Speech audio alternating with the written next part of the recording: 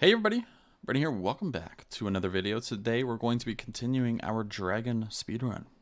Alright, and they're playing d4, another Smith Morra. Will they take on d4 with the queen? Will they play knight f3? Or will they play c3? They play knight f3. So I think what we're going to do is we're just going to transpose into the dragon. We're not going to be too concerned about the specifics. And now we're going to transpose into the Smith Morra. Yeah. So B takes is not really the greatest move. You want to take with the knight here. I like g6, bishop g7. Trying to take advantage of that long diagonal. I think e6 is maybe a bit stronger, but hey, dragon players want a fianchetto. We're going to fianchetto. We'll play e6, knight e7, and castle. We don't really want to put the knight on f6 because we might run into e5s, right? So you got to be aware of that. Sometimes you don't get what you want 100% of the time, but that's okay. That's totally fine. They're going for knight to d6.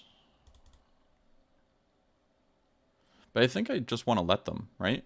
b5, knight d6, b4, and just open things up. Because I'm developed. They're developed as well, but they're developed in a way where they could run into problems with their king. So b5, b4. And this helps me develop as well, right? You can see a rook coming to b8 now. And causing problems.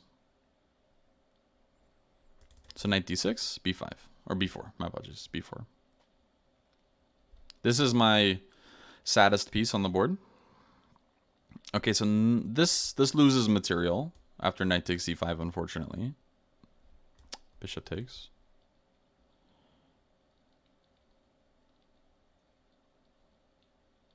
I think they missed that the either the knight could take or something along those lines. I have a funny move here. I actually want to give up this pawn in a funny way. I want to play b4. The idea of b4 here is if they take with the queen or the pawn, it's actually opening up their king just a little bit more.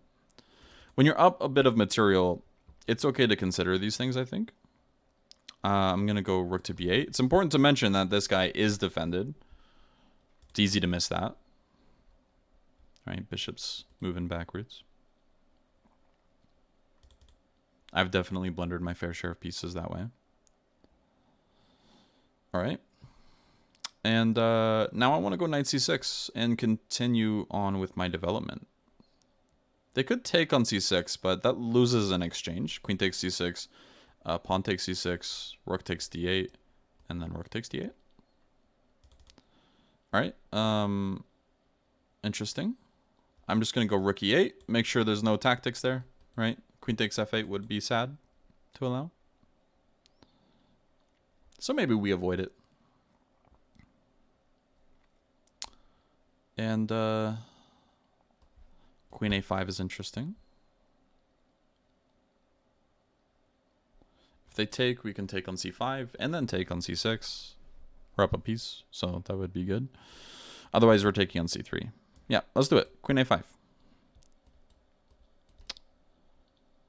Trying to almost force positions where we get good exchanges in. Yeah. Queen takes c5 first. Very important. And now we take on c6.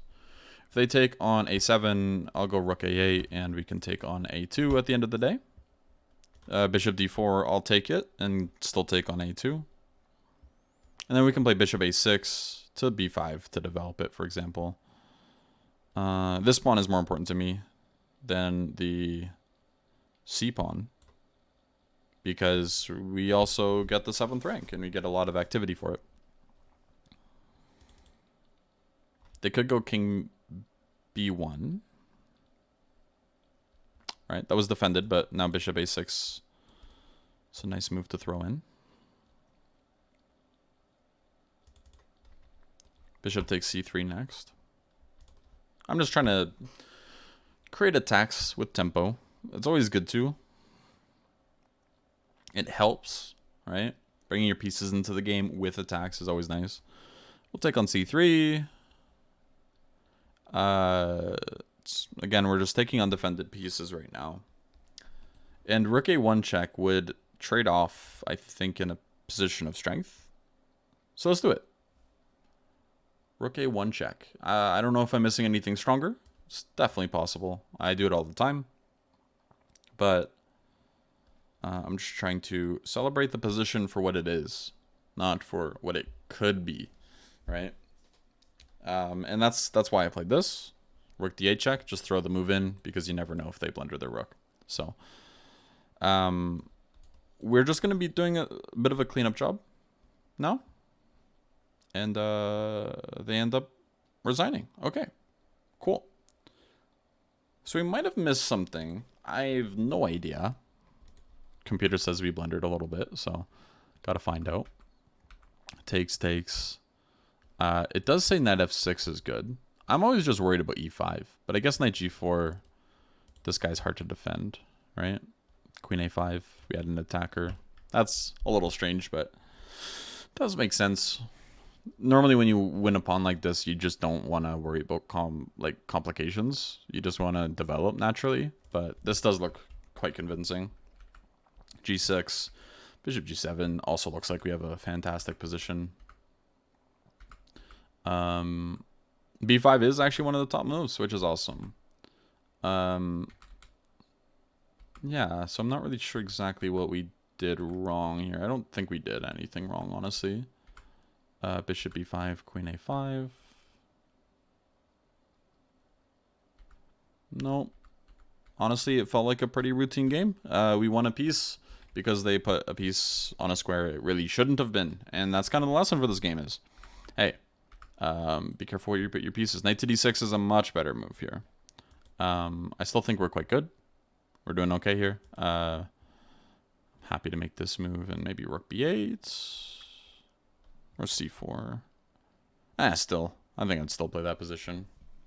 Looks quite good. c4, take on b2, or like queen takes b2 or whatever. We take here, play something like a6, and just rip open the queen side. And I think we still have an advantage. So that's important to mention. It was a bit complicated, but yeah, it was mainly all about us developing our pieces, making sure we had good pieces for our squares, and focusing on that. So that's gonna be it for this game and this run. So thank you guys for watching, and I'll see you next time. Bye bye.